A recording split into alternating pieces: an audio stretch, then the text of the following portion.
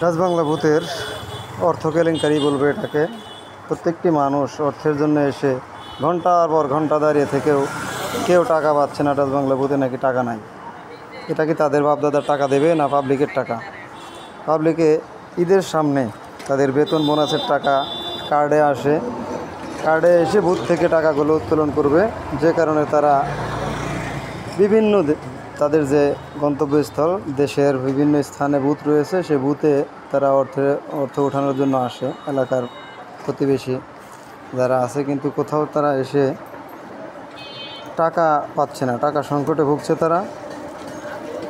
এই অর্থ কেলেঙ্কারিটা, তারা এই কেলেঙ্কারিটা কেন করছে, এটা আপনাদের সকলের কাছে আমি জানতে চাচ্ছি।